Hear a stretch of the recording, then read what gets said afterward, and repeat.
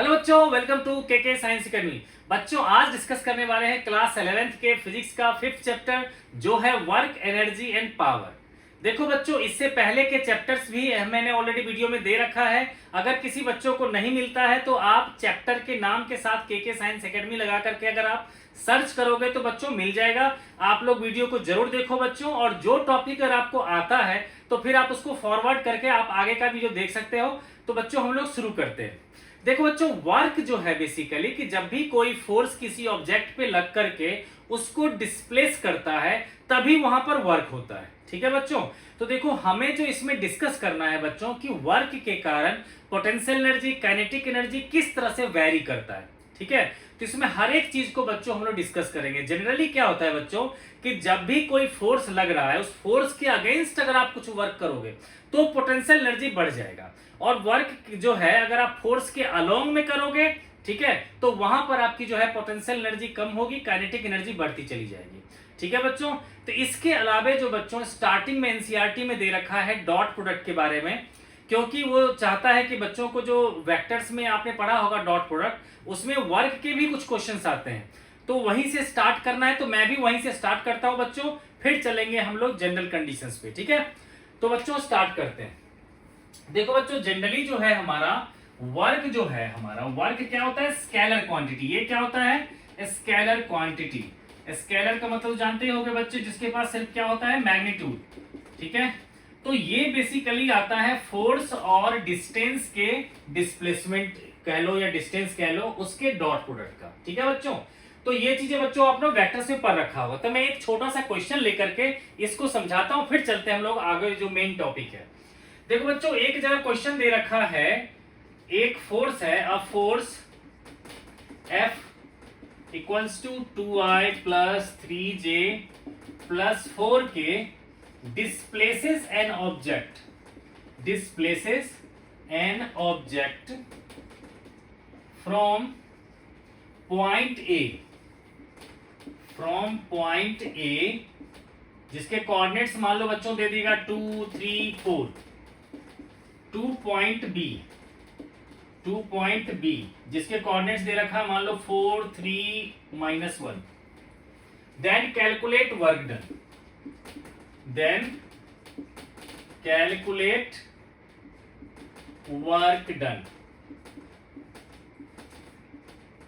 ठीक है, then calculate work done. ठीक है, तो अब देखो बच्चों क्या होगा, सिंपल सा ही क्वेश्चन है हमारा।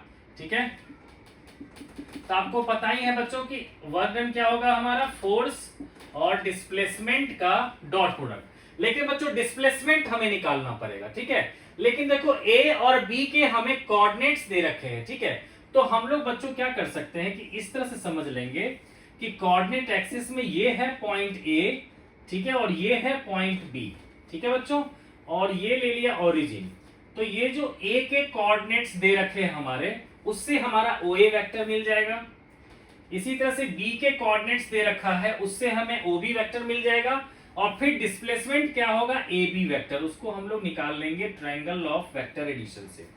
ठीक है बच्चों, तो देखो ए के कोऑर्डिनेट्स 2, 3, 4 है, तो हम कह सकते हैं कि O A vector equals to होगा 2I plus 3J plus 4K, and O B vector हो जाएगा बच्चों 4I plus 3J minus K। ठीक है, तो अब देखो बच्चों from triangle of vector addition, ठीक है ना, हम लिख सकते हैं from triangle law of vector addition, है ना बच्चों, हम क्या लिख सकते हैं, O A vector plus A B vector equals to O B vector. तो हमें क्या चाहिए, ए बी वेक्टर, तो ए बी वेक्टर क्या होगा, ओ B vector minus O A vector. और बच्चे ये लिखा हुआ है हमारा 4I plus 3J minus K, और माइनस कर देंगे हम लोग 2I 3J 4K, 2I plus 3J plus 4K। तो कितना आ जाएगा बच्चों, 4I minus 2I, 2I, 3 minus 3 तो ये तो 0 ही हो गया। और देखो माइनस के और माइनस 4K क्या होगा, -5K। ठीक है बच्चे, यानी कि अल्टीमेटली जो हमारा ए बी वेक्टर हो गया जिसको एस कह सकते हैं, तो ये कितना आ गया 2i माइनस 5k। ठीक है बच्चों, तो अब बच्चों हम लोग क्या करेंगे, इस रिलेशन में पुट कर देंगे। ठीक है, तो वहां पर हमारा वर्क डन हो जाएगा, फोर्स क्या था हमारा 2 3 4 2i plus 3j plus 4k dot 2i plus 0j। मैं जानबूझ के लिख दिया ताकि अगर आप लोग को कोई कंफ्यूजन ना रहे, माइनस 5k।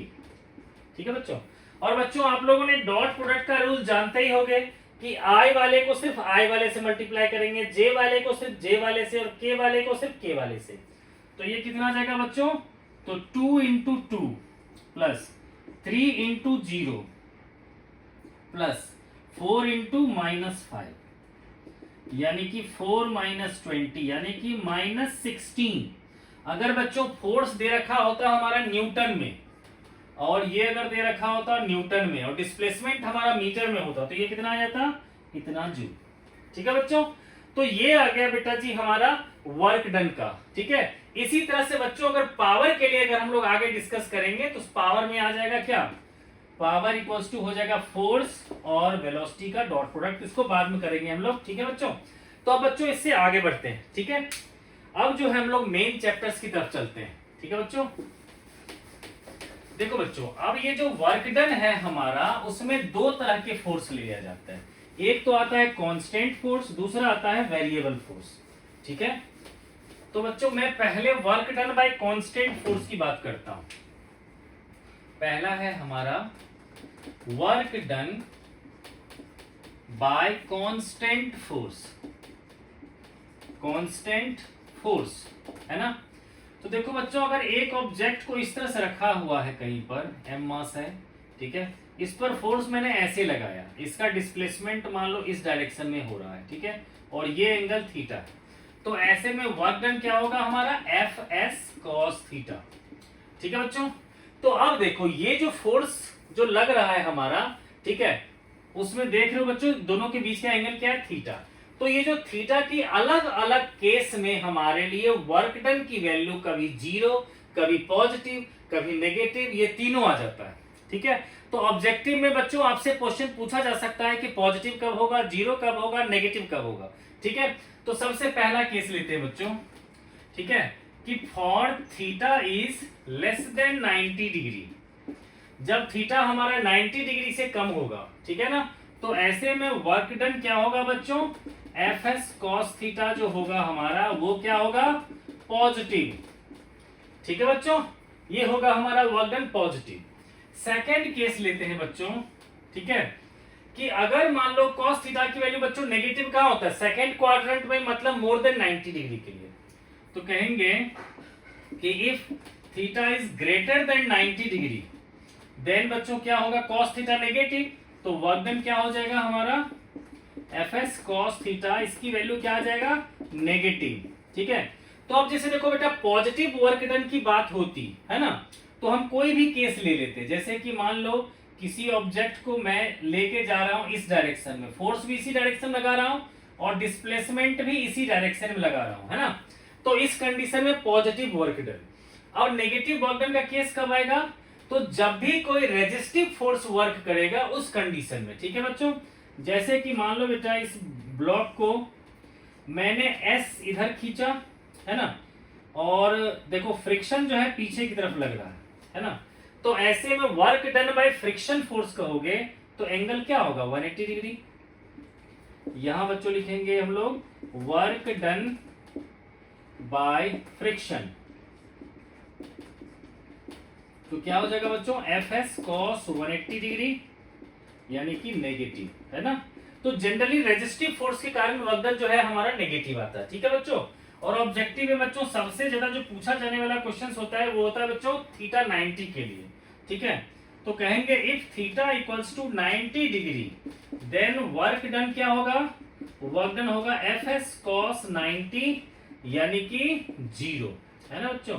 तो इस केस में वर्क डन क्या हो जाएगा बच्चों, 90 डिग्री के कारण 0। अब उसका एग्जाम्पल, इसके एग्जाम्पल्स काफी जो है इंपॉर्टेंट है बच्चों। ठीक है, तो पहला केस लेते हैं बच्चों, work done bye centripetal force. Work done bye centripetal force, centripetal force, ठीक है।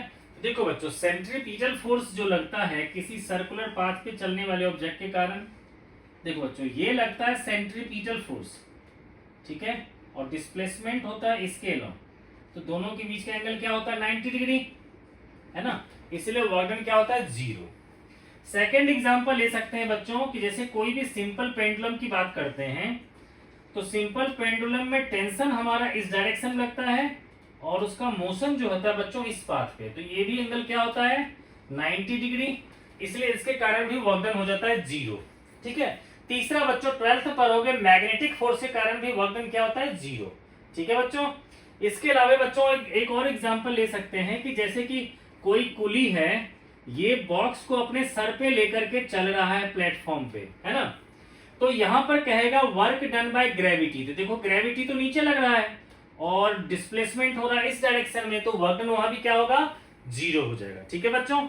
तो ये बच्चों छोटे छोटे थे जिसमें कि हमें बताना था कि कब पॉजिटिव कब नेगेटिव होगा, ठीक है बच्चों। अब चलते हैं बच्चों work done by variable force, ठीक है। तो बच्चों work done by variable force के मैं एनसीईआरटी से कुछ न्यूमेरिकल्स जो है मैं आपको करवा देता हूं, ठीक है। तो देखो बच्चों, जब भी हम बात करेंगे work done by variable force, है ना, टॉपिक है हमारा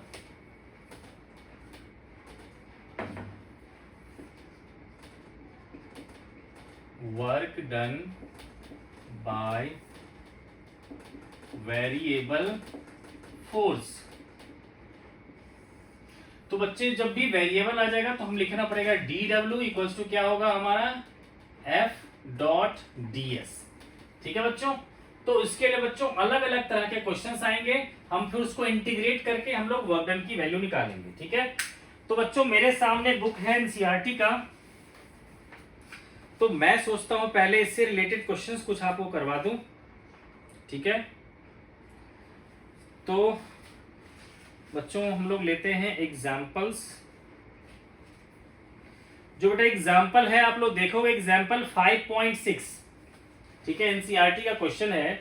इसमें कह रखा block of mass 1 kg moving on a horizontal surface with speed of 2 metre per second enters a rough patch ranging from x equals to 0.1 to x equals to 2.01.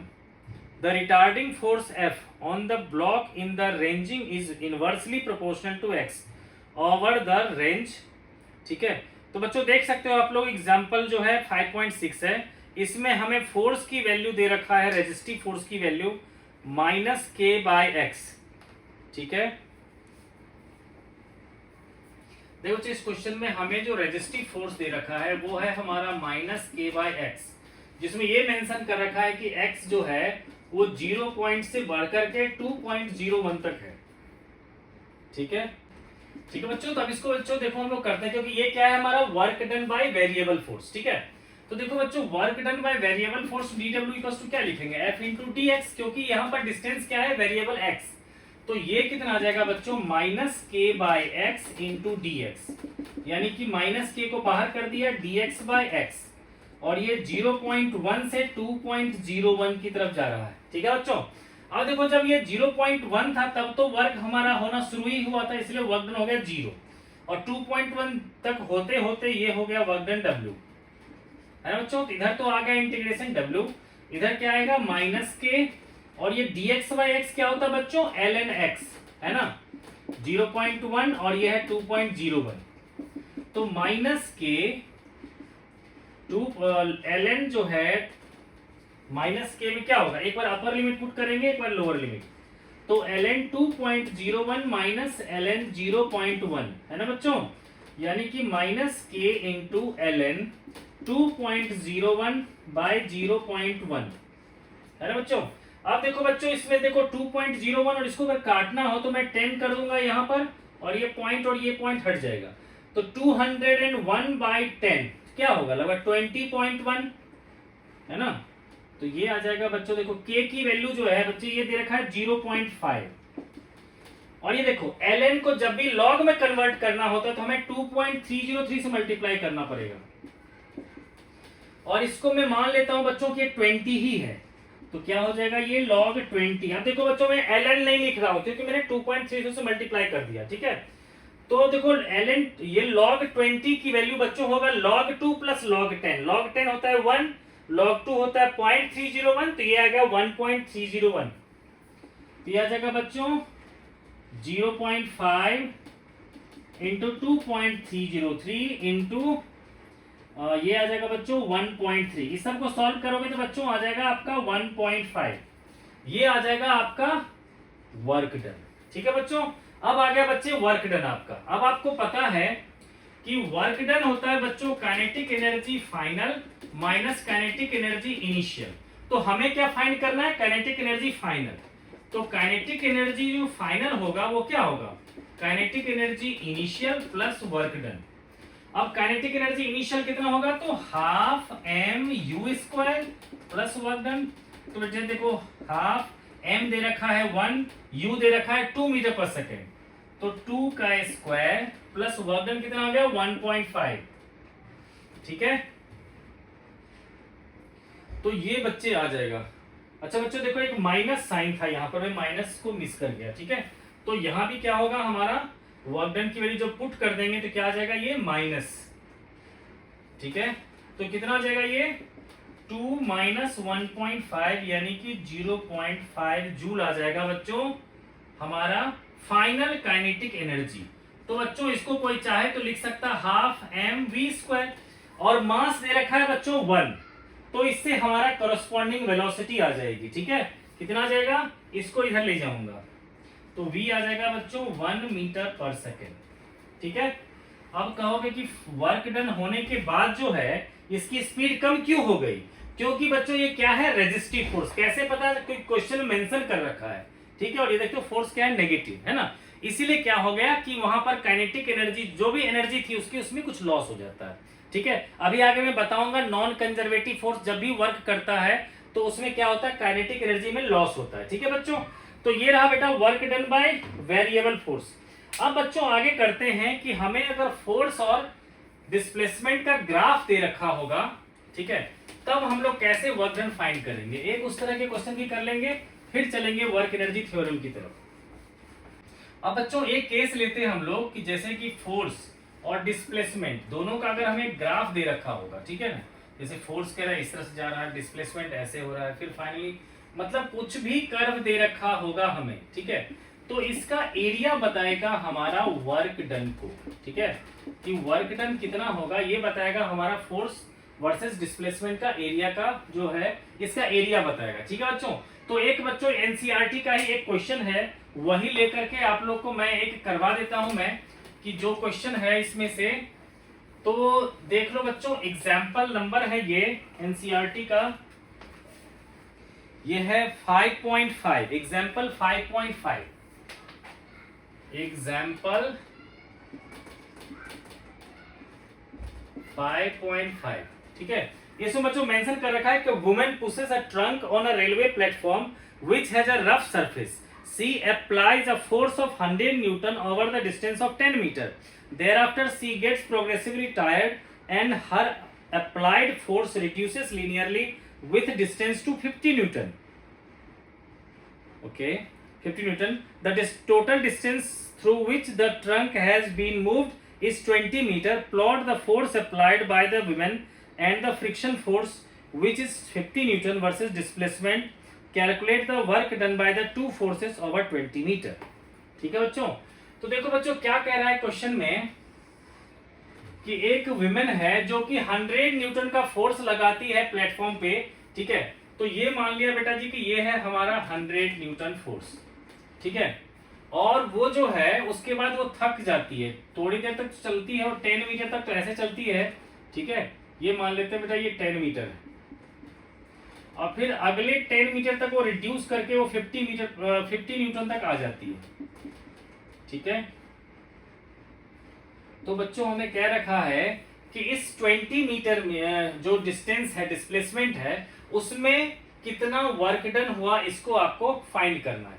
ठीक है बच्चों, तो आपको बेटा जी क्लियर कट है यहाँ पर कि पहले हम लोग क्या करेंगे बच्चों, अगर ये मान के चलो बेटा स्ट्रेट ही है, ठीक है ना, अगर आपको टेढ़ा दिख रहा होगा तो ये स्ट्रेट ही है मान के चलो, ठीक है। तो फर्स्ट बच्चों हमसे कह रखा है 0 से 10 मीटर और 10 से 20 दोनों का हम लोग अलग अलग वर्क डन निकाल लेंगे। ठीक है बच्चों, ठीक है। तो देखो बच्चों इस केस में क्या होगा हमारे लिए, जैसे मैं लिखूंगा कि वर्क डन फ्रॉम 0 to 10 मीटर, तो इसमें देखो बच्चों क्या है हमारा, ये फोर्स 100 न्यूटन है, ठीक है, और डिस्प्लेसमेंट है 10, तो इसका एरिया क्या हो जाएगा हमारा, बेस हो गया बेटा जी ये, और ये हो गया हमारा 100, तो ये कितना होगा 100 इंटू 10 यानी कि 1000 जूल। ठीक है, अब देखो बच्चे, अब 10 मीटर से 20 मीटर तक की बात करते हैं, तो ये एक ट्रेपीजियम बन रहा है, यहाँ एक रेक्टेंगल था वहां ट्रेपीजियम बन रहा है। ठीक है, तो वर्क डन जो हमें लेना पड़ेगा वो 10 to 20, तो ये एक बन रहा है ट्रेपीजियम, है ना बच्चों, ये पैरेलल साइड्स हैं और ये परपेंडिकुलर डिस्टेंस, तो इसके लिए बच्चों वर्क डन जो होगा वो क्या होगा, half into sum of parallel side which is 100 plus 50, 100 plus 50, ठीक है, 100 प्लस 50, ठीक है, और दैट इंटू ये डिस्टेंस कितना है 10, ठीक है, तो ये हो जाएगा हमारा 1/2 इंटू 150, तो बच्चों क्या आ जाएगा, इसको 5 से कर लेंगे तो कितना हो जाएगा 7।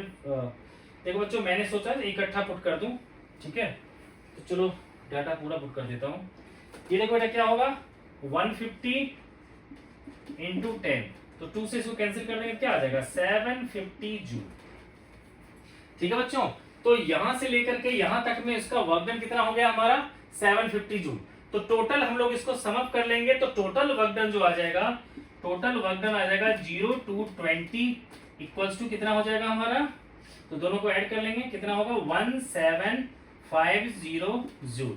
अब देखो बच्चों हमें कह रखा है वर्क डन बाय फ्रिक्शन बताओ पूरा का पूरा यानी कि 0 से 20 तक में। ठीक है, तो बच्चों आप लोग को पता ही है कि फ्रिक्शन के कारण जो वर्क डन होता है वो नेगेटिव होता है, क्योंकि फ्रिक्शन हमेशा डिस्प्लेसमेंट के अगेंस्ट लगता है। ठीक है, तो ऐसे में बच्चों वर्क डन जो होगा 0 to 20 बाय फ्रिक्शनल फोर्स, ठीक है, फ्रिक्शनल फोर्स, तो उसमें क्या लिखेंगे बच्चों -50 इंटू 20 मीटर यानी कितना हो जाएगा -1000 जूल, है ना। तो ये आ जाएगा बच्चों फ्रिक्शन के कारण और ये आ जाएगा हमारे इसके कारण। ठीक है, अब चलते हैं बच्चों हम लोग टॉपिक लेकर के कि वर्क एनर्जी थ्योरम।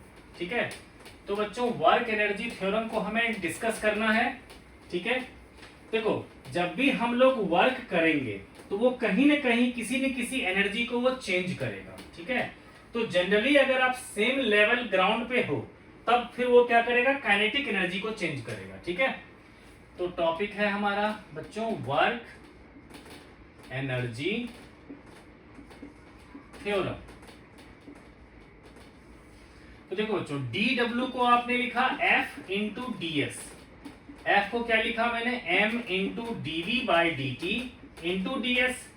अब मैं इसको क्या करूंगा m इंटू dV और ये क्या होगा हमारा ds बाई dt, तो क्या हो जाएगा ds बाई dt क्या होगा बच्चों वेलोसिटी, तो mv dv।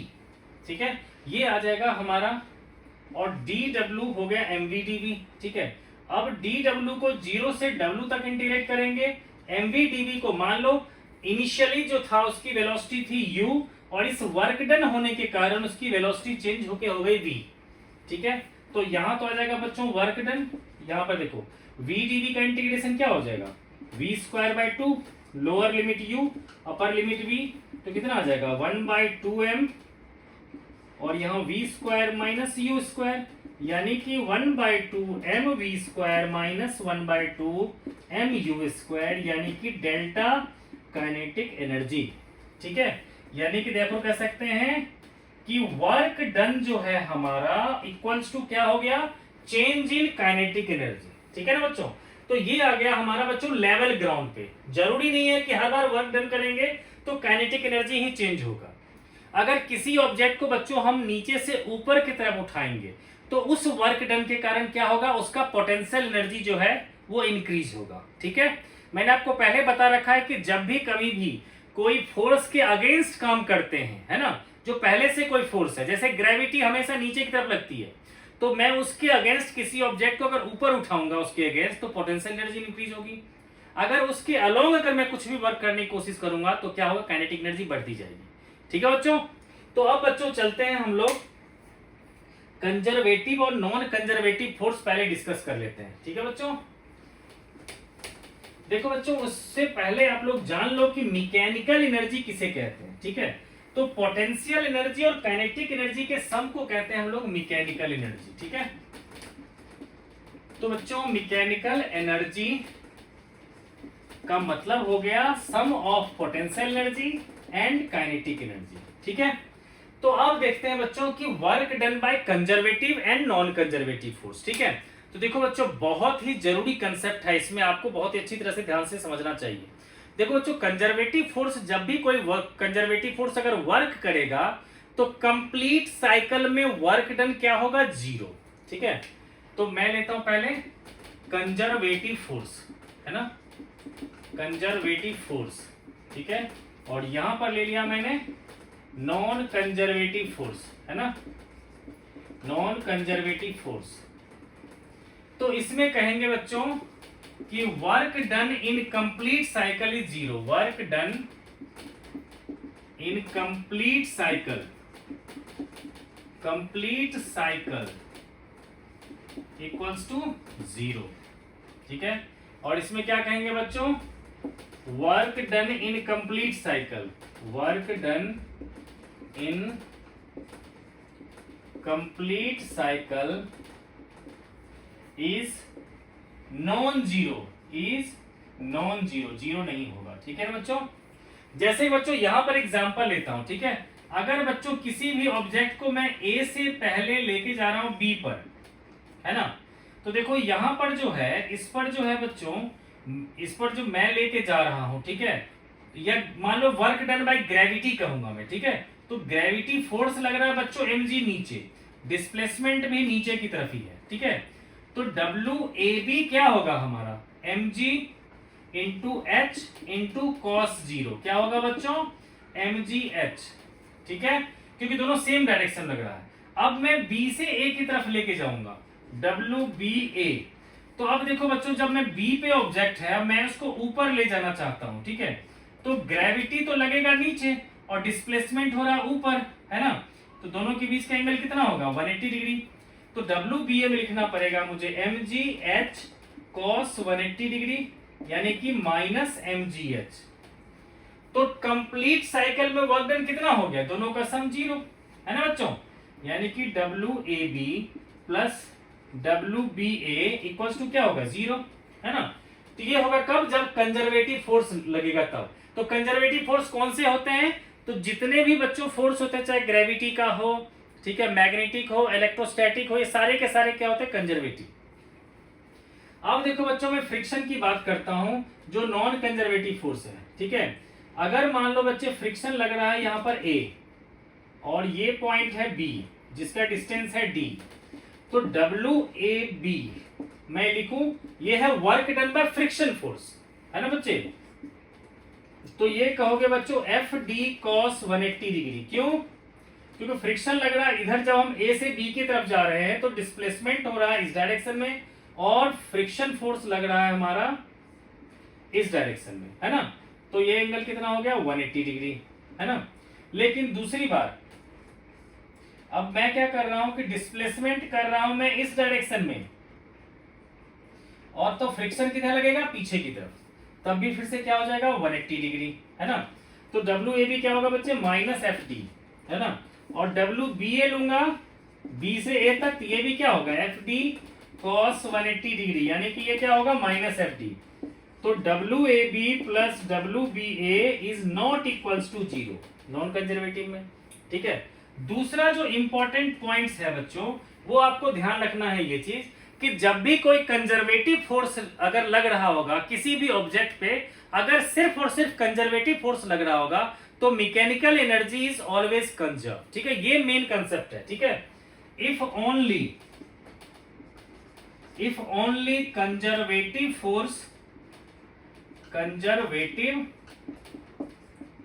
Force work, then mechanical energy will be constant, mechanical energy will be constant, ठीक है।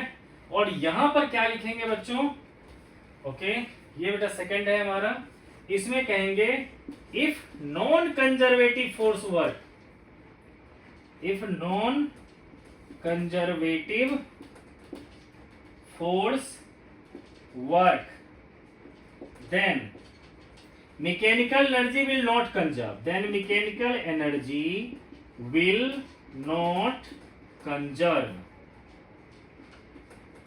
ठीक है, ठीक है ना बच्चे। तो अगर नॉन कंजर्वेटिव फोर्स बच्चा वर्क करता है तो आपका जो है हमेशा मैकेनिकल एनर्जी में लॉस होगा, ठीक है, चाहे जितनी भी मैकेनिकल एनर्जी थी वो लॉस हो जाएगा, ठीक है। एग्जांपल तौर पे ले लेता हूं बच्चों की, जैसे कि मैं ये लेता हूं इंक्लाइंड प्लेन। देखो बच्चों यहां पर इसके पास h हाइट पे कुछ ना कुछ पोटेंशियल एनर्जी है, ठीक है। अगर फ्रिक्शन नहीं होता तो यहां पर जितना मैकेनिकल एनर्जी था वही मैकेनिकल एनर्जी यहां भी रहता, बेशक वो पोटेंशियल से काइनेटिक में कन्वर्ट हो जाता, ठीक है। मान लो 100 जूल एनर्जी है इसके पास, तो यहां आते आते तक भी 100 जूल ही एनर्जी रहता, लेकिन वो काइनेटिक फॉर्म में रहता। लेकिन अगर ये फ्रिक्शन आ गया, अगर यहां पर फ्रिक्शन आ गया हमारा, ठीक है, यहां पर फ्रिक्शन आ गया तो यहां का 100 जूल हो सकता है आते आते तक यहां पर इसके पास 40 जूल, जैसे मान लो 100 जूल था तो यहां आते इसके पास 40 जूल हो जाएगा, क्योंकि एनर्जी क्या होगा, लॉस हो जाएगा, क्योंकि ये जो है नॉन कंजर्वेटिव फोर्स ये एनर्जी को वेस्ट कर देता है, ठीक है। लेकिन अगर ये पोटेंशियल, ये मैकेनिकल एनर्जी अगर हमारा काम कर रहा होगा तो ऐसे में अगर यहां पर किसी ऑब्जेक्ट को अगर मान लो 100 जूल एनर्जी है तो वो अगर यहां पर भी आ जाता है तब भी उसके पास एनर्जी कितना रहेगा, 100 जूल ही रहेगा, ठीक है। कब, जब सिर्फ कंजर्वेटिव फोर्स वर्क कर रहा है तो नॉन कंजर्वेटिव में कौन है, रेजिस्टिव फोर्सेस, है ना, जैसे फ्रिक्शन हो गया, एयर रेजिस्टेंस हो गया, विस्कस फोर्स हो गया, ये सब चीजें, है ना। तो ये बच्चों क्लियर हो गया आपको। इसके अलावा भी बच्चों डिफरेंस है कि इसके केस में क्या होता है कि ये पाथ पे डिपेंड नहीं करता और ये पाथ पे डिपेंड करता है, ठीक है। कहोगे मतलब, तो जैसे देखो किसी भी इंसान को अगर मान लो ग्राउंड फ्लोर से फर्स्ट फ्लोर तक हम चाहे हम सीढ़ी से लेके जाए, चाहे हम जो है इसको रस्सी के थ्रू लेके जाए, चाहे लिफ्ट से लेके जाए, ओवरऑल जो वर्क डन जो होगा बाय ग्रेविटी जो होगा हमारा वो mgh ही होगा, ठीक है, चाहे किसी भी तरह के लेके जाओ। लेकिन अगर यहां से अगर आप रस्सी के थ्रू घसीट के ले जाते हो सीढ़ी के थ्रू या फिर लिफ्ट में लेके जाते हो तो सब में क्या होगा कि जितना डिस्टेंस तक वो सरफेस के कांटेक्ट में रहेगा उतने डिस्टेंस पे फ्रिक्शन फोर्स के कारण वर्क डन डिपेंड करेगा। तो इसलिए कह सकते हैं इसमें कि ये पाथ पे डिपेंड करता है, कौन, नॉन कंजर्वेटिव, और कंजर्वेटिव फोर्स क्या होता है, पाथ पे डिपेंड नहीं करता, ठीक है बच्चों, क्लियर हो गया। अब बच्चों कह रखा है, एक एग्जांपल देकर के एनसीईआरटी कहता है कि बच्चों को समझा दो कि अगर कंजर्वेटिव फोर्स वर्क करेगा तो मैकेनिकल एनर्जी कंजर्व रहेगा, ठीक है बच्चों। तो ये है बच्चों कंजर्वेशन ऑफ मैकेनिकल एनर्जी को मुझे एक फ्रीली फॉल ऑब्जेक्ट के साथ जो है प्रूव करना है कि हर जगह जो है मैकेनिकल एनर्जी कंजर्व रहेगा। तो देखो बच्चों अभी हम लोग थोड़ा सा इसके बाद चलेंगे, ठीक है बच्चों। अब डिस्कस करते हैं हम लोग कंजर्वेशन ऑफ मैकेनिकल एनर्जी, उसका एक एग्जांपल लेकर के मुझे समझाना है आप लोग को। तो मैंने मान लिया बच्चे कि एक ऑब्जेक्ट है जो कि ए से सी तक आ रहा है ना, और ये हाइट ले लिया टोटल हाइट कैपिटल एच, है ना। इसमें से ए से अगर कोई ऑब्जेक्ट जो है नीचे आ रहा है, ठीक है, आएगा किसी पॉइंट पर, मान लो बी, इस पॉइंट को लिख लिया मैंने बी, इस बी पॉइंट पे भी मैकेनिकल एनर्जी चेक करेंगे और इस सी पॉइंट पे भी मैकेनिकल एनर्जी चेक करेंगे और हम दिखाएंगे, क्योंकि यहाँ पर सिर्फ कंजर्वेटिव फोर्स वर्क कर रहा है ग्रेविटी का, इसीलिए क्या होगा मैकेनिकल एनर्जी ए पे, बी पे और सी पे तीनों जगह मैकेनिकल एनर्जी कांस्टेंट रहेगा, ठीक है बच्चों। तो ये हमें प्रूव करना। तो देखो अब मैं लिखूंगा, देखो अगर ये ऑब्जेक्ट स्मॉल एम मास का है ना, तो मैं लिखूंगा मैकेनिकल एनर्जी एट ए, तो ये क्या लिखोगे, potential energy at A plus kinetic energy at A. Potential energy क्या होगा, mgh, काइनेटिक एनर्जी क्या होगा, हाफ mva का स्क्वायर। लेकिन आपको पता है कि जब ऑब्जेक्ट को यहीं से ड्रॉप किया गया है तो स्पीड क्या होगा, 0, तो रह क्या जाएगा सिर्फ mgh, ठीक है बच्चों, तो यह जगह मैकेनिकल एनर्जी एट ए क्या होगा, 0। मैंने लिख दिया कि वी ए क्या है हमारा 0, क्योंकि ये यहीं से जस्ट ड्रॉप हुआ है। ठीक है, अब देखो जब मैं ए से बी तक की बात करूंगा, ठीक है, now from A to B, ठीक है, मान लेते हैं बच्चों कि ये जो हाइट है वो है स्मॉल एच। ठीक है, तो ए से बी तक आने में देखो u हमारा 0 है, हमें vb की वैल्यू फाइंड करना, मतलब बी पॉइंट पे जो है काइनेटिक एनर्जी निकालना पड़ेगा, उसके लिए मुझे स्पीड निकालना पड़ेगा। ठीक है, तो मैं फाइंड करने वाला हूं vb का स्क्वायर। तो आपको पता है vb का स्क्वायर क्या होगा, va का स्क्वायर प्लस 2gh। ठीक है, तो मैं लिखूंगा vb का स्क्वायर इक्वल्स टू va का स्क्वायर प्लस 2gh। तो ये क्या होगा, 0 प्लस 2gh। इसलिए बच्चों काइनेटिक एनर्जी एट बी क्या हो जाएगा हमारा, हाफ एम वी बी का स्क्वायर, यानी कि 1/2 m इंटू 2gh। तो 2 से 2 कैंसिल, यानी कि क्या होगा mgh। ठीक है, तो ये आ जाएगा बच्चे काइनेटिक एनर्जी एट बी। अब देखो पोटेंशियल एनर्जी एट बी की बात करूंगा मैं, तो वो कितना होगा, अभी देखो यहां से लेके यहां तक टोटल हाइट है कैपिटल एच, ये है स्मॉल एच, तो ये हाइट कितनी रह जाएगी, सिर्फ capital H minus small h. तो इसकी हाइट हो गई capital H minus small h, तो पोटेंशियल एनर्जी क्या हो जाएगा, mg into capital H minus small h. तो इसलिए फिर लिखूंगा मैं कि mechanical energy at B equals to क्या होगा, potential energy at B plus kinetic energy at B. Potential energy निकला बच्चों mg capital h minus small h, और काइनेटिक एनर्जी निकला है स्मॉल mgh। तो अगर बच्चों mg अगर कॉमन ले लेंगे हम लोग तो h माइनस h, चलो मैं कर ही देता हूं, mg अगर कॉमन ले लिया तो क्या होगा, h minus h plus h, है ना। दिस इज इक्वल्स टू मैं लिख देता हूं mgh, है ना, जो आएगा ये टोटल मैकेनिकल एनर्जी, तो mgh। ठीक है, और यही था हमारा मैकेनिकल एनर्जी एट ए भी था, और ये हमारा बी के आ गया। ठीक है, अब बच्चों अगर मान लो मैं ए से डायरेक्ट सी तक की बात करूं, है ना, मैं इस वी को थोड़ा सा और चिपका देता हूं इधर। अब मैं लिख रहा हूं मैं from A to C, now from A to C. देखो बच्चों यहां से कोई चीज ड्रॉप हो रहा है तो यू क्या होगा, 0, और वो डायरेक्टली सी तक आ रहा है, तो डिस्टेंस कितना होगा, कैपिटल एच। तो मैं क्या लिख सकता हूं, vc का स्क्वायर इक्वल्स टू va का square plus 2g into capital h। तो vc स्क्वायर इक्वल्स टू क्या होगा, 0, है ना, तो ये रह जाएगा सिर्फ 2gh।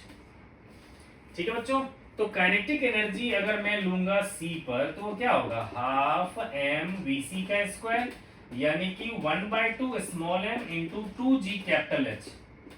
तो क्या हो जाएगा mgh। ये आ गया हमारा काइनेटिक एनर्जी एट c। ठीक है, अब देखो बच्चे पोटेंशियल एनर्जी एट c की बात करूंगा मैं, पोटेंशियल एनर्जी एट c ये क्या होगा हमारा mg इंटू हाइट क्या होगा बच्चों, 0, क्योंकि देखो ये ग्राउंड पे पहुंच चुका है तो हाइट क्या होगा, 0। इसीलिए मैं मैकेनिकल एनर्जी एट c की बात करूंगा तो क्या होगा, potential energy eight c plus kinetic energy eight c, यानी कि 0 प्लस mg कैपिटल H, यानी कि mg कैपिटल H, है ना। और ये आ गया हमारा C पर, और यही था हमारे लिए B पर, है ना, और यही था हमारे लिए A पर, है ना। ठीक है बच्चों, यहां सिंस लगा देते हैं, सिंस। ठीक है, तो इस तरह से बच्चों क्या होगा, कंजर्वेशन ऑफ एनर्जी से हमारा ये चीज प्रूफ हो गया। अब देखो बच्चों क्या है कि एक जो है मोशन इन वर्टिकल सर्कल भी उसमें टॉपिक दे रखा है, न्यूमेरिकल्स दे रखा है एनसीईआरटी में, और कुछ बुक्स में इसका पूरा डेरिवेशन भी दे रखा है, तो मैं इसको करवा देता हूं। उसमें मोशन इन वर्टिकल सर्कल में आपसे पूछा जाता है कि कितनी मिनिमम वेलोसिटी हम एक ऑब्जेक्ट को दे दें सो दैट ये पूरा का पूरा सर्कल जो है कंप्लीट कर दे। तो बच्चों टॉपिक है हमारा मोशन इन वर्टिकल सर्कल। ठीक है, मोशन इन वर्टिकल सर्कल। ठीक है, तो देखो बच्चों ये सिचुएशन होती है हमारी वर्टिकल सर्कल में। यहां से कोई चीज अगर मान लो यहां से जो है हैंगिंग सिचुएशन में रखा हुआ है, ठीक है, ये मान लेते हैं सेंटर। ये है स्मॉल एम मास का कोई ऑब्जेक्ट, ठीक है। तो बच्चे यहां पर पूछा जाता है आपसे, ये अगर पॉइंट ए है तो यहां पर हम वी ए की वैल्यू कितना दे दें ताकि ये सर्कल जो है पूरी की तरह से ये सर्कल को कंप्लीट कर सके, ठीक है। तो मान लेते हैं बच्चों की किसी पर्टिकुलर टाइम टी पर ये किसी पॉइंट पी पे था जब एंगल था इसका थीटा, ठीक है। अब आपको क्लियरली पता है कि सर्कुलर मोशन करने वाला है वो भी वर्टिकल सर्कल में। तो हम लोग क्या करने वाले हैं, देखो यहां पर लग रहा है टेंशन, ये लग रहा है इसका वेट mg, और अगर ये एंगल थीटा है तो फिर क्या होगा, ये भी एंगल थीटा होगा। तो mg का कंपोनेंट इधर क्या होगा, mg cos थीटा, और इसके अलावा क्या हो जाएगा mg sin थीटा। तो खैर अभी हमें mg sin थीटा की जरूरत नहीं है, हमें mg cos थीटा की जरूरत है, ठीक है बच्चों। अब देखो बच्चों क्या होता है हमारा कि जब भी कोई ऑब्जेक्ट अगर सर्कुलर पाथ में मूव करता है तो उसको सेंटर की तरफ इधर नेट फोर्स देना पड़ता है, that should be equals to mv²/r, ठीक है बच्चों। तो r की जगह में मैंने मान लिया कि इसकी लेंथ जो है इस जो भी है इसकी लेंथ है l, ठीक है। एक वायर मान लेते हैं, ठीक है, ठीक है। तो इसकी लेंथ है l। तो बच्चे यहां पर देखो सेंटर की तरफ नेट फोर्स क्या लग रहा है, तो आप देखो टेंशन लग रहा है अंदर, mg cos थीटा बाहर। तो मैं क्या कह सकता हूं कि at p t minus mg cos theta equals to क्या होगा, mvp का स्क्वायर, vp का स्क्वायर बाय l, है ना बच्चों। क्योंकि net force toward centre must be equals to mass into speed at p का स्क्वायर बाय लेंथ, ठीक है बच्चों। तो ये आ गया बच्चों हमारा जनरल रिलेशन टेंशन का। तो हम टेंशन क्यों निकाल रहे हैं, क्योंकि बच्चों हमसे कह रखा है कि इस VA की वैल्यू निकालो सो दैट ये पूरा का पूरा सर्कल कंप्लीट कर ले, ठीक है। तो मान लेते हैं बेटा ये कोई पॉइंट है B, ठीक है। अब आपको पता है बच्चों कि अगर किसी चीज को अगर धागे से बांध कर आप सर्कुलर पाथ पे घुमाते हो तो ये तभी चारों तरफ घूम पाएगा अगर यहां पर जो लगने वाला टेंशन होगा, मान लो कि ये सिचुएशन है ना, यहां जो टेंशन होगा वो कम से कम जो है 0 से ज्यादा होना चाहिए, ठीक है। यानी कि बी पॉइंट पे जो टेंशन होना चाहिए वो क्या होना चाहिए, ज्यादा होना चाहिए 0 से, ठीक है। तो देखो बच्चों हम लोग कैसे कर सकते हैं, ठीक है। अगर बच्चों चाहो तो आप इस रिलेशन में भी वैल्यू पुट कर सकते हो, ठीक है। तो बी पॉइंट के लिए बच्चों थीटा की वैल्यू क्या होगी, 180 डिग्री, है ना। तो आप चाहो तो यहां से लिख सकते हो कि at B TB minus mg cos 180 degree equals to mvb का स्क्वायर बाय l, ठीक है बच्चों। अब देखो cos 180 क्या होता है हमारा -1, तो ये क्या हो जाएगा हमारा tb प्लस mg इज बच्चों में इक्वल टू लिखना है मुझे, है ना। इक्वल्स टू क्या होगा ये हमारा mvb का स्क्वायर बाय l, ठीक है। अगर बच्चों किसी को कोई कंफ्यूजन हो तो आप ऐसा भी कर सकते हो कि अगर ये पोर्शन नहीं लेते हो तब भी आप कर सकते हो, सीधा आप कह सकते हो कि सर अगर मान लेते हैं बी हम ले लेते हैं इस मैक्सिमम हाइट वाली पॉइंट पे, ठीक है। तो यहां पर देखो नीचे की तरफ लग रहा है इसका वेट mg, अगर ये ऑब्जेक्ट अगर ऊपर आ जाता है यहां पर, है ना, तो इसका वेट भी लगेगा नीचे की तरफ और टेंशन भी लगेगा इसका नीचे की तरफ, है ना। तो आप लोग डायरेक्टली कह सकते हो TB plus mg should B होना चाहिए बच्चों किसके इक्वल, तो mvb का स्क्वायर बाय l, ठीक है। कोई चाहे तो ऐसे भी कर सकता है, ठीक है बच्चों। तो हम लोग बच्चों जिस तरीके से चाहो उस तरह से कर सकते हैं, ठीक है। तो अब ऐसे में बच्चों क्या होगा कि हमारा tb की वैल्यू क्या हो जाएगा, mvb का square by l minus mg। मैंने बच्चों एक्चुअली ये इसीलिए करवा दिया है क्योंकि लास्ट में हमसे पूछता है किसी भी पॉइंट पे टेंशन निकालने के लिए, तो उसमें आपके लिए थोड़ा सा हेल्पफुल हो जाएगा, इसीलिए मैं इस रिलेशन को लेके चल रहा हूं, ठीक है बच्चों। तो टीबी निकाला मैंने कि mvv square by l minus mg, ठीक है। अब क्या है बच्चों कि ये वायर जो है स्लैट ना कर जाए, बिल्कुल लूज ना पड़ जाए, ठीक है। इसके लिए क्या होना चाहिए, TB should be greater than 0, कहेंगे to complete the circle, to complete the circle TB must be greater than 0, इसलिए क्या हो जाएगा बच्चों mvb का square by l minus mg should be greater than 0। तो इसलिए क्या हो जाएगा कि mvb का square by l should be greater than mg, m से m कैंसिल, इसीलिए क्या होगा, VB square must be greater than GL. तो ये बच्चों एक रिलेशन हमने निकाल लिया कि वीबी स्क्वायर की वैल्यू क्या होनी चाहिए, जीएल से ज्यादा बड़ी होनी चाहिए। मेरे ख्याल से ये दिख रहा होगा, ठीक है, ओके। तो बच्चों अब मैं इसको हटा देता हूं, यहां पर मैं इसको यूज करने वाला हूं, ठीक है। अब देखो बच्चों, मैं ए और बी पॉइंट पे कंजर्वेशन ऑफ मैकेनिकल एनर्जी लगाता हूं, ठीक है। Now use conservation of mechanical energy at A and B, है ना। तो क्या कहोगे बच्चों कि mechanical energy at A equals to mechanical energy at B, यानी कि हाफ एम वी बी का बी ए है ना बच्चे, तो ये आ गया हमारा ए, क्योंकि मैंने ए लिख रखा है तो यहां पर ए ले लेंगे, ठीक है।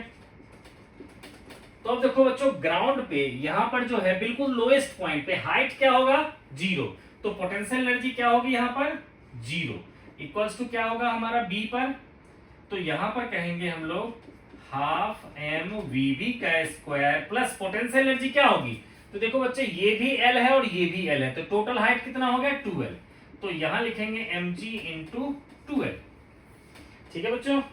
तो ये आ गया। अब देखो मैं क्या करने वाला हूं, 2 से सबको मल्टीप्लाई कर देने वाला हूं, तो क्या हो जाएगा एम वी ए का स्क्वायर इक्वल्स टू हो जाएगा एम वी बी का स्क्वायर प्लस क्या हो जाएगा ये 4mgl, ठीक है बच्चों। अब m को सब में से हटा देते हैं, तो V A square equals to आ जाएगा वी बी का स्क्वायर प्लस 4gl, ठीक है बच्चों। इसको लिख लिया मैंने सेकंड। अब आपको पता है बच्चे कि वी बी स्क्वायर की वैल्यू हमेशा जीएल से ज्यादा होगी, तो कह सकते हैं therefore from first and second, यहां बच्चे वी बी स्क्वायर की वैल्यू क्या हो जानी चाहिए, जीएल। जैसे जीएल पुट करेंगे तो ये इक्वल्स टू साइन किस में कन्वर्ट हो जाएगा, ग्रेटर देन में, इसीलिए we A square must be greater than GL plus 4gl, यानी कि we A square must be greater then 5gl और v A must be greater then √5gl, ठीक है ना बच्चों। यानी कि मिनिमम स्पीड हम देंगे √5gl, तभी जाकर के वो सर्कुलर पाथ पे कंप्लीट कर सकता है, ठीक है। ऐसे ऐसे कभी देखते हो कि आप कभी किसी रील में दिखाता है कि कोई कार ऐसे आती है यहां से, ठीक है, उसका ट्रैक बना रहता है और फिर यहां पर से वो राउंड लगाना शुरू कर देती है, इसके राउंड घूमती रहती है वो, ठीक है। तो अगर मान लो उसको पता कैसे चलेगा कि कितना स्पीड रखना है, ठीक है, तो वो इसी कंसेप्ट को ध्यान रखेगी कि अगर ये सेंटर अगर एल है मान लो जो भी है, तो उसमें उसको मिनिमम √5gl से ज्यादा स्पीड अगर वो मेंटेन कर लेगा तभी जाकर के वो क्या होगा, इस सर्कुलर पाथ पे घूम पाएगा, अगर नहीं कर पाएगा तो ये घूम भी नहीं पाएगा, ठीक है बच्चों। अब अगर मान लो बच्चे इसी में पूछ देता है आपसे कि टेंशन भी फाइंड करो लोएस्ट पॉइंट पे, ठीक है, तो बेटा एक तो किसी भी दूसरे पोजीशन पे कहेगा थीटा दे देगा तो आप ये रिलेशन यूज कर सकते हो, लेकिन अगर मान लो ए पॉइंट पे कहे तो आप वहां पर थीटा की वैल्यू क्या ले लोगे, ए के लिए वो थीटा कम होते तो 0 आ जाएगा, तो आप सीधा लिख सकते हो वहां पर, या तो वहां से लिख सकते हो, नहीं तो आप ऐसे भी लिख सकते हो यहां पर, है ना। देखो टी हमारा जो है इसमें लग रहा है ऊपर की तरफ, टी जो बच्चों लग रहा है हमारा वो लग रहा है ऊपर की तरफ, mg लग रहा है नीचे की तरफ, है ना। तो क्या कहोगे, t minus m g equals to हो जाना चाहिए m v A square by l, तो टी ए इक्वल्स टू हो जाएगा m g plus m by l, और वी ए स्क्वायर की वैल्यू क्या हो जाएगा बच्चों, जैसे हम लोग यहाँ वैल्यू पुट करेंगे तो ये जो इक्वल्स टू का साइन है वो क्या हो जाएगा, ग्रेटर देन में कन्वर्ट हो जाएगा। अगर मैंने यहाँ पर इसकी वैल्यू 5gl पुट कर दिया तो यानी कि टी ए की वैल्यू जो हो जाएगी वो क्या हो जाएगा 6mg। अब कहोगे इससे क्या मिलेगा, ठीक है, तो अगर मान लो अगर बाल्टी को किसी रस्सी से बांध कर अगर आप ऐसे घुमा रहे हो, है ना, तो आपको पता होना चाहिए कि ये रस्सी जो है उस बकेट के पूरे वजन को संभाल पाएगा कि नहीं।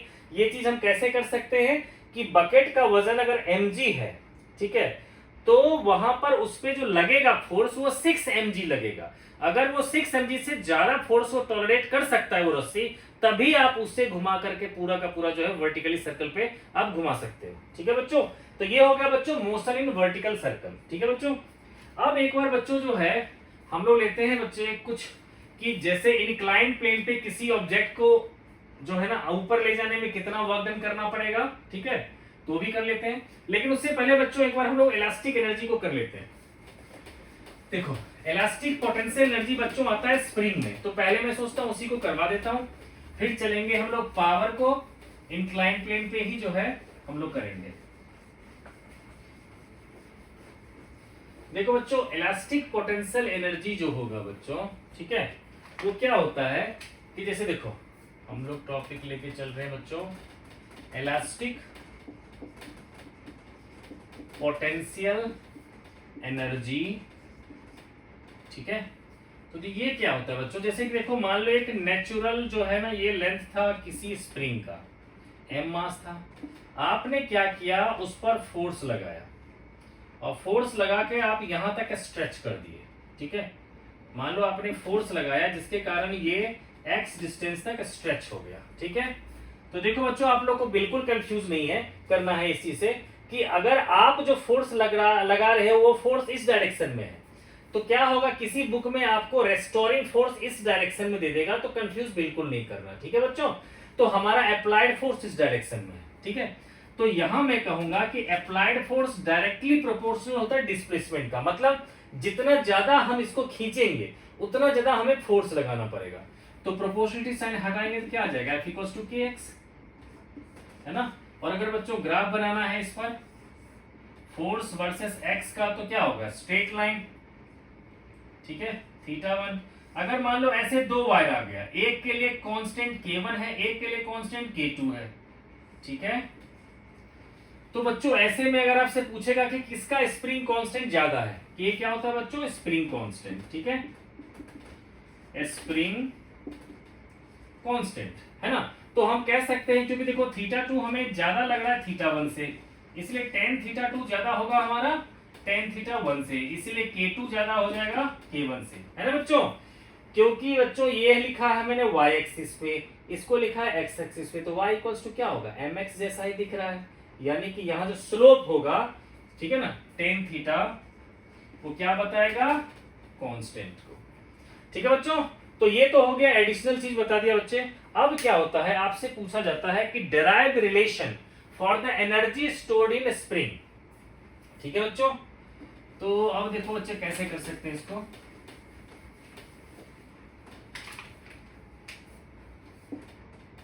ठीक है, energy stored in spring, energy stored in A spring of spring constant k, of spring constant k। ठीक है बच्चों, तो हम लोग बच्चों पहले लेट कर लेंगे कि let us consider a spring of A spring constant, of A spring constant k which is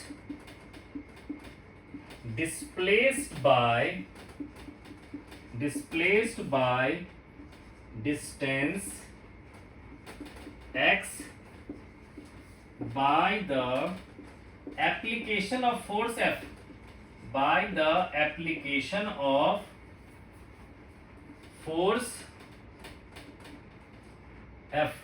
तो बच्चों ये फोर्स ले लेता हूं मैं कैपिटल F, जैसा मैंने अभी ऊपर लिया था। ठीक है, नाउ देखो जो डायग्राम बना लेते हैं इसका कि ये स्ट्रेच करने के कारण, है ना, ये x डिस्टेंस तक स्ट्रेच हुआ कब, जब मैंने फोर्स लगाया। ठीक है, अब मान लेते हैं बच्चे कि dw वर्क डन हमें करना पड़ रहा है इसको फर्दर dx डिस्टेंस से डिस्प्लेस करने के लिए। अब कहेंगे if dw be the distance be the work done in displacing a spring, in displacing a spring by distance dx, then dw क्या होगा, f इंटू डी एक्स, यानी कि kx इंटू डी एक्स, 0 से w, 0 से x, है ना। तो ये जो वर्क डन आ जाएगा बच्चों, k 0 से x, x dx का इंटीग्रेशन जानते हो x²/2, है ना। तो कितना आ जाएगा ये k इंटू x²/2, 0 से x, यानी कि 1/2 kx²। और यही वर्क डन बच्चों क्या होगा, पोटेंशियल एनर्जी के फॉर्म में, इलास्टिक पोटेंशियल एनर्जी के फॉर्म में स्प्रिंग में स्टोर्ड हो जाएगा। ठीक है, अगर इसको भी ग्राफिकली रिप्रेजेंट करने के लिए कह दिया तो आप लोग कैसे कर सकते हो, इसको ऐसे, यहां पर u ले लिया मैंने पोटेंशियल एनर्जी y एक्सिस पे, x लिया मैंने डिस्प्लेसमेंट। ठीक है, तो ये ग्राफ बताएगा हमारा पोटेंशियल एनर्जी का। ठीक है बच्चों, तो ये आ गया बच्चों potential energy stored in spring. ठीक है, अब चलते हैं बच्चों कि इंक्लाइंड प्लेन वाले जो क्वेश्चन होंगे, ठीक है, जनरली उसमें पावर पूछा जाता है। ठीक है, तो बच्चों हम लोग एक बार उसको भी देख लेते हैं। देखो बच्चों, अगर मान लो इंक्लाइंड प्लेन पर अगर किसी ऑब्जेक्ट को हम ऊपर खींचते हैं, ठीक है, तो उसमें फ्रिक्शन फोर्स भी काउंट आता है। तो ऐसे सिचुएशन में आपसे कभी कहेगा किसी ऑब्जेक्ट को ऊपर ले जाने में वर्क डन निकालो, या फिर आपको कहेगा पावर निकालो। ठीक है, तो देखो कैसे करेंगे।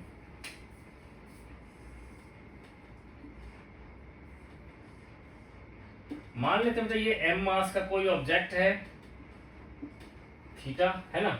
इसको हमसे कह रखा है कि कितना पुलिंग फोर्स देंगे ताकि ये ऊपर चला जाएगा। ठीक है, तो बेटा जी यहां से आपसे पूछ रहा है वर्क डन इन डिस्प्लेसिंग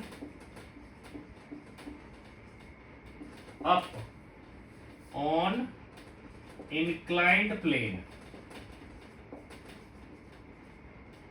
ठीक है बच्चे, मान लो बेटा हमसे कह रखा है कि कितना वर्क डन करना पड़ेगा अगर किसी ऑब्जेक्ट को मैं ऊपर ले जाता हूं। ठीक है, तो मान लेते हैं बेटा यहां से इसको खींच करके हम ऊपर s डिस्टेंस पे ले जाते हैं। ठीक है, तो अभी देखो जब मैं किसी चीज को ऊपर खींचूंगा तो फ्रिक्शन किधर लगेगा, पीछे की तरफ। और आपको पता है कि बच्चों mg sin थीटा भी क्या लगता है, नीचे की तरफ ही लगता है ना। ठीक है, जो बच्चे भूल गए होंगे वो जान लो बच्चों कि देखो ये होता है हमारा m मास, तो इसका वेट लगता है नीचे की तरफ mg।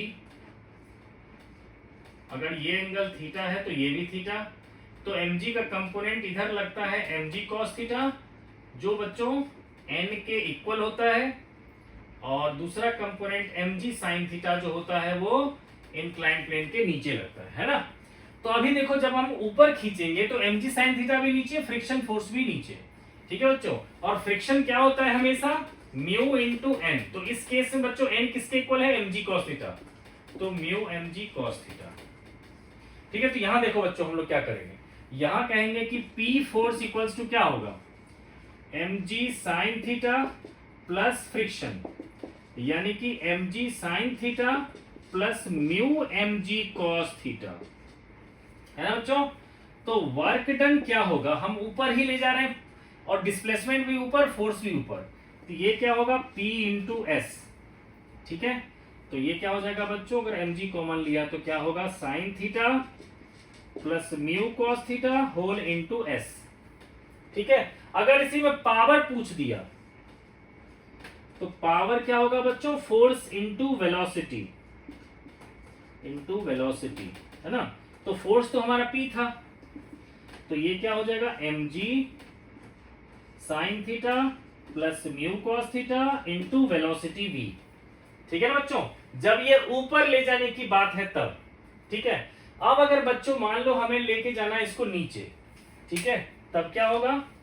ठीक है, तो देखो बच्चों जब नीचे ले जाना है हमें, तो इसको मैं रब कर रहा हूं, तो अभी जब हम लोग नीचे लेके जाएंगे तो फ्रिक्शन किधर लग जाएगा, ऊपर की तरफ। ठीक है, तो बेटा इसमें भी चेंज कर देता हूं डाउन। ठीक है, तो बच्चे क्या होगा इसमें, देखो ये ऑब्जेक्ट ऐसे था, इस बार मैं फोर्स लगा रहा हूं नीचे की तरफ। आपको पता है बच्चे अब फ्रिक्शन लगेगा ऊपर की तरफ, लेकिन mg sin थीटा तो बच्चों इधर ही लगेगा, है ना। तो आप क्या कहोगे कि P plus mg sin theta हो जाएगा हमारा फ्रिक्शन फोर्स के इक्वल। तो P क्या होगा, friction minus mg sin theta, यानी कि mu mg cos theta minus mg sin theta, है ना बच्चों। तो ये आ गया बच्चों P। अगर आपको वर्क डन पूछेगा तो क्या कर दोगे, P इंटू एस। अगर पावर पूछेगा तो क्या कर देंगे, P इंटू वी, जबकि P क्या है हमारा ये। ठीक है बच्चों। देखो बच्चों क्या है कि किसी किसी बुक में बच्चों जो माइनस है और प्लस है, ठीक है ना। जैसे कि मैंने कहा आपको कि फोर्स के लिए बच्चों जो स्प्रिंग का जो रिलेशन होता है वो कहीं कहीं पर माइनस दे रखा है, तो बच्चों मैं उसको क्लियर कर देता हूं कि कब कौन सा फोर्स प्लस में आएगा, कौन सा फोर्स माइनस में आएगा। ठीक है, देखो बच्चों क्या होता है जब आप इसको इधर खींचते हो, है ना, तो क्या होता है इस स्प्रिंग के अंदर भी जो क्या होता है एक रेस्टोरिंग फोर्स लगता है। ये क्या है हमारा रेस्टोरिंग फोर्स, ठीक है, रेस्टोरिंग फोर्स। ठीक है, तो रेस्टोरिंग फोर्स बच्चों क्या होता है, डिस्प्लेसमेंट हमारा जो होता है वो इस डायरेक्शन में होता है। ठीक है, तो रेस्टोरिंग फोर्स हमेशा जो है डिस्प्लेसमेंट के अगेंस्ट लगता है। जब आप स्प्रिंग को खींचते हो तो आपको आसानी से नहीं खींचता है, ठीक है, क्योंकि जबकि हल्का सा ये लूज हो जाओगे तो स्प्रिंग फिर वापस आ जाएगा। क्यों, क्योंकि वो जो फोर्स है रेस्टोरिंग फोर्स वो डिस्प्लेसमेंट के अगेंस्ट लगता है। ठीक है, तो ऐसे में ये रेस्टोरिंग फोर्स होगा बच्चों माइनस के एक्स, लेकिन हम लोग इसको क्या करें, कांस्टेंट वेलोसिटी से डिस्प्लेस कर रहे हैं। ठीक है, तो इसका मतलब क्या है हमारा कि ये जो है एफ, जिसको हम लोग कहते हैं अप्लाइड फोर्स, है ना, तो ये जो है बच्चों ये देखो डिस्प्लेसमेंट के अलोंग है, इसलिए जो अप्लाइड फोर्स होगा ये होगा के एक्स। ठीक है, और ये जो रेस्टोरिंग फोर्स है ये होगा हमारा माइनस के एक्स। तो आप लोग बिल्कुल भी कंफ्यूज मत करो, ठीक है, कि किसी बुक में अगर मान लो माइनस के एक्स लेकर डेरिवेशन दे रखा है तो इसे बिल्कुल कंफ्यूज मत करना, क्योंकि वहां रेस्टोरिंग फोर्स की बात कर रहा है और ये हमने लिया है अप्लाइड फोर्स। ठीक है बच्चों, ठीक है। अब देखो बच्चों क्या है कि एनसीईआरटी में बच्चों एक ऐसा क्वेश्चन दे रखा है, ठीक है, एक ग्राफ बच्चों काइनेटिक एनर्जी के साथ भी दे दिया है। ठीक है, जो मैंने ग्राफ अभी पोटेंशियल का किया था उसके साथ साथ काइनेटिक एनर्जी भी दिया है।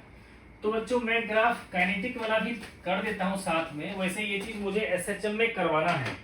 ठीक है, देखो बच्चों काइनेटिक एनर्जी जो होता है एसएचएम में, इसमें देखोगे स्प्रिंग का, तो वो होता है 1/2 के, और ये हो जाता है बच्चों ए स्क्वायर माइनस एक्स स्क्वायर। ठीक है ना, ए होता है मैक्सिमम इलोंगेशन या मैक्सिमम कंप्रेशन। ठीक है, जो बच्चों आप लोग को नहीं करना है वो करना है एसएचएम में, लेकिन बच्चों इसके लिए ग्राफ कह रखा है साथ साथ पोटेंशियल के साथ साथ काइनेटिक का भी कर दो।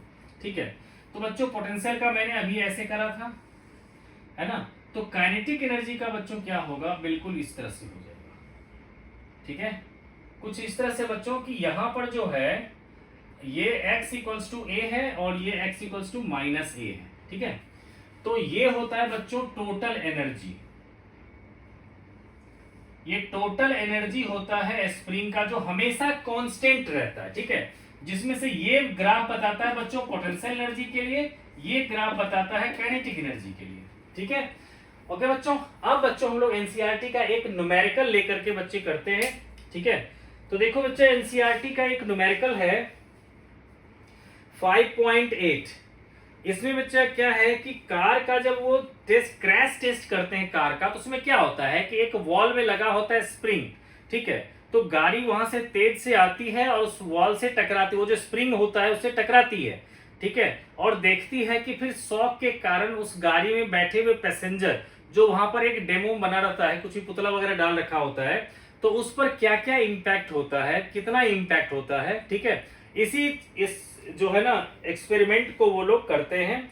तो वैसा ही कोई एक्सपेरिमेंट के लिए आपको कुछ क्वेश्चन दे रखा है, जिसमें कह रखा है consider a typical simulation with a car of mass 1000 kg moving with a speed of 18 km/h on a smooth road and colliding with the horizontally mounted spring of spring constant 5.25 into 10⁻³ what is the maximum compression of a spring। ठीक है बच्चों, तो बेटा ये है हमारा example number 5.8। ठीक है, एग्जाम्पल है 5.8, है ना। तो देखो बच्चे क्या है कि ये जो था हमारा स्प्रिंग है ना, यहां पर था एक दीवार जिससे उस कार को टकराना था। ठीक है, ये कार बना लेता हूं मैं। ठीक है, ये कार आ रही है। ठीक है, जब कार आएगी तो उसके पास क्या होगा, अपना काइनेटिक एनर्जी होगी, और उस काइनेटिक एनर्जी के कारण जब इस दीवार से टकराएगा है ना, जो स्प्रिंग से जुड़ा हुआ है, तो स्प्रिंग को क्या कर देगा, कंप्रेस कर देगा ये, है ना। तब जो है कार जो है इसको क्या कर देगा, इसको क्या कर देगा बच्चे, कंप्रेस कर देगा कुछ डिस्टेंस से। ठीक है, तो मैं कार बना देता हूं कि चलो टाटा की कार होगी, जो जिसको ज्यादा कोई इफेक्ट नहीं हो रहा होगा। ठीक है, क्योंकि मारुति वाले की तो हाल जानते ही हो आप लोग।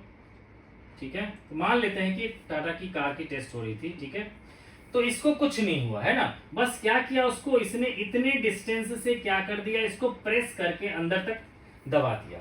ठीक है, क्योंकि उसके पास स्पीड थी v, है ना बच्चे। अब देखो बेटा, इसकी स्पीड दे रखी, इसका मास है m, इसकी स्पीड दे रखी है हमारा 18 किलोमीटर पर आवर।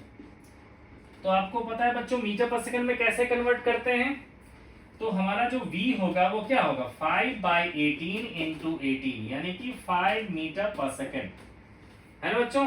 तो अभी देखो हम लोग इसमें सिंपल क्या कह सकते हैं कि इसके पास जितनी काइनेटिक एनर्जी थी वो स्प्रिंग के पोटेंशियल एनर्जी में कन्वर्ट हो गई। तो कह सकता हूं यहाँ kinetic energy equals to of car equals to क्या होगा, पोटेंशियल एनर्जी ऑफ स्प्रिंग। तो half mv² equals to half kx²। तो हाफ से हाफ कैंसिल। तो हमें बच्चे पूछ रहा है x की वैल्यू क्या होगा, तो x² इक्वल्स टू क्या कहोगे, mv² बाय k। ठीक है बच्चों, तो x की वैल्यू क्या होगा, √over of mv² bye k, है ना। देखो मास दे रखा 1000 kg, स्पीड आप लोगों ने निकाला 5, तो 5 का स्क्वायर क्या होगा 25, अपॉन में k की जो वैल्यू दे रखी है ये 5.25 इंटू 10 की पावर मेरे ख्याल से 2 है, देख लेना बच्चों, 10 की पावर 2, 20/23 जो भी होगा उसको लिख लेना बच्चे, और इसको सॉल्व कर लेंगे। ठीक है, इससे x की वैल्यू आ जाएगी हमारी मीटर में। ठीक है, कोई प्रॉब्लम नहीं। ठीक है ओके, अब इसी में बेटा एक और क्वेश्चन चलता है हमारा आगे। ठीक है, इसमें correct consider example 5.8 talking the coefficient of friction, मतलब टेकिंग है coefficient of friction mu to be 0.5, calculate the maximum compression of the spring. ठीक है बच्चे, तो अभी जो बेटा जो क्वेश्चन किया है ना, इसमें थोड़ा सा चेंज कर दिया। इस बार क्या कर दिया कि अभी जो हमारा क्रैश टेस्ट हुआ था वो बिल्कुल स्मूथ सरफेस पे हुआ था। ठीक है, यहां पर बिल्कुल स्मूथ सरफेस था, लेकिन अब इस सिचुएशन में क्या कर रहा है, ये 5.8 था, है ना, तो क्वेश्चन है बच्चे 5.9।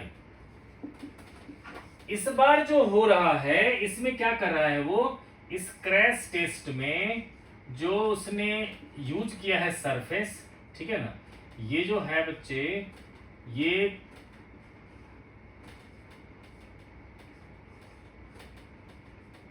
ठीक है, तो इस बार जो सरफेस है ना वो थोड़ा सा रफ सरफेस है। ठीक है, तो ऐसे में आपको पता है कि फ्रिक्शन भी यहां पर ग्राउंड पे काम करेगा और ये स्प्रिंग भी कंप्रेस, यानी कि जो इसकी जितनी भी काइनेटिक एनर्जी थी वो उसमें से कुछ एनर्जी खर्च होगा फ्रिक्शन में और कुछ एनर्जी खर्च होगा इसको स्प्रिंग को कंप्रेस करने में। ठीक है, तो यहां पर कह सकते हो आप कि kinetic energy of car equals to क्या होगा, work done by friction plus half kx²। तो देखो बच्चों, फ्रिक्शन जो है बच्चों लेवल ग्राउंड पे हमेशा होता है म्यू mg, तो मान लेते हैं ये x डिस्टेंस तक इसको कंप्रेस कर दिया, है ना, तो क्या लिखूंगा मैं, म्यू mg x, ठीक है, that plus 1/2 kx² equals to kinetic energy क्या था बच्चों, हाफ mv²। ठीक है, इसमें बच्चों पुट कर देंगे हमारा, तो x की वैल्यू आ जाएगी। ठीक है बच्चों, क्लियर हो गया ये। ठीक है, तो बच्चों अब मैं चाहता हूं कि पावर की तरफ हम लोग चल लेते हैं। पावर में ज्यादा कुछ दे नहीं रखा है बच्चों, ठीक है, तो बस एक पावर का क्वेश्चन दे रखा है, तो पावर का रिलेशन लिख करके मैं वो क्वेश्चन करके कॉलिजन को हम लोग नेक्स्ट वीडियो में करेंगे। देखो बच्चों, किसी बच्चों को कुछ भी इशू हो, कोई भी दिक्कत हो तो आप बच्चे कमेंट बॉक्स में कहना, तो फिर मैं डाउट क्लास एक आप लोग के लिए जो है मैं अलग से ले लूंगा। देखो बच्चों, अब हम लोग बात करते हैं बच्चों पावर। तो पावर बच्चों पता होगा आपको, इसको क्या कहते हैं? Rate of doing work. Rate of doing work, किसी काम करने की जो कैपेसिटी होती है, मतलब रेट हो, दर होती है, उसी को कहते हैं हम लोग पावर, है ना। तो देखो बच्चों, पावर क्या होगा? यहाँ पावर जो है मोमेंटम नहीं, पावर लिख रहा हूं मैं, ये होगा हमारा dw/dt। लेकिन d/dt ऑफ, बेटा वर्क डन के लिए आपने क्या लिखा था? F.ds। तो F को बाहर कर लिया तो क्या होगा? F.ds। ठीक है बच्चे, तो यहां पर क्या है कि मैं डिस्टेंस को ले लेता हूं बच्चे s, है ना। F.s था हमारा, वर्क डन क्या था हमारा? F.s, है ना। तो ds/dt हो गया, यानी कि क्या हो जाएगा? फोर्स और वेलोसिटी का डॉट प्रोडक्ट, है ना बच्चों। ये आ जाएगा पावर। तो जिस तरह से हमने फोर्स और डिस्प्लेसमेंट से वर्क डन निकाला था डॉट प्रोडक्ट लेकर के, वैसे भी निकाल सकते हैं और ऐसे भी निकाल सकते हैं। ठीक है बच्चे, तो ये हो गया बच्चे। अब देखो बेटा क्या है, कुछ यूनिट दे रखा है, ठीक है। तो यूनिट में देखो बच्चों, किलो वाट जो होता है हमारा, है ना, 1 किलो वाट वस्तु क्या होगा हमारा? 1000 वाट, है ना। 1000 वाट यानी कि 1000 जूल पर सेकेंड, है ना। 1 हॉर्स पावर होता है बच्चों 746 वाट। ठीक है, तो अब बच्चों यहां पर एक क्वेश्चन दे रखा है एनसीईआरटी का 5.10। इसमें कह रखा है an elevator can carry the maximum load of 1800 kg is moving up with a constant speed of 2 meter per second. The frictional force opposing the motion is 4000 Newton. Determine the minimum power delivered by the motor in watt. ठीक है, तो बच्चा 5.10 question में करता हूं। देखो बच्चों, ये है एलिवेटर। देखो यहां पर पैसेंजर प्लस इस एलिवेटर का वजन मिलाकर के मास है m, तो mg लगेगा नीचे की तरफ। ठीक है, एक बच्चे क्या है कि इसकी जो फ्रिक्शन लगता है वो भी नीचे की तरफ ही लगेगा, क्योंकि लिफ्ट जा रहा है ऊपर की तरफ। ठीक है, और टेंशन लगेगा ऊपर की तरफ। ठीक है, तो अभी देखो ये कांस्टेंट वेलोसिटी से जा रहा है, तो आप क्या कह सकते हो? T इक्वल्स टू क्या होगा हमारा? ये बच्चे लगेगा हमारा mg प्लस स्मॉल f, है ना। तो बच्चे टुगेदर वेट दे रखा है इसका 1800 kg, तो g को मैं ले लेता हूं 10। तो बच्चे 1800 into 10 plus coefficient of friction दे रखा है हमें 4000 न्यूटन। ठीक है, तो ये कितना हो जाएगा बेटा? 18000 प्लस 4000 यानी कि 22000 न्यूटन आ जाएगा हमारा नेट फोर्स। ठीक है, उस केबल में जो टेंशन जिसके कारण वो ऊपर जा रहा है, और स्पीड जो दे रखा है इसका वो है 2 मीटर पर सेकेंड। ठीक है बच्चे, और v दे रखा है इसका 2 मीटर पर सेकेंड। तो बच्चों पावर इक्वल टू क्या होगा? Force into velocity. तो पावर जो हो जाएगा हमारा वो क्या होगा? यहाँ पर टेंशन इंटू वेलोसिटी, तो 22000 इंटू 2 इतना वाट आ जाएगा। ठीक है बच्चे, यानी कि 44000 वाट या फिर 44 किलो वाट, है ना बच्चों। इस तरह से आ जाएगा। अब क्या है बच्चे कि हम लोग नेक्स्ट वीडियो में बच्चों डिस्कस कर लेंगे कॉलिजन को, क्योंकि ये अपने आप में एक बहुत ही अच्छा सा टॉपिक है और वो छोटा सा ही पार्ट होगा इसका। ठीक है, तो हम लोग बच्चों नेक्स्ट वीडियो मिलते हैं। किसी बच्चे कोई प्रॉब्लम हो, कोई डाउट हो तो कमेंट बॉक्स ओपन है बच्चे, पूछ सकते हो। ठीक है, और बाकी वीडियो को भी जाकर के देख लो बच्चों। ठीक है, मिलते हैं हम लोग नेक्स्ट वीडियो में।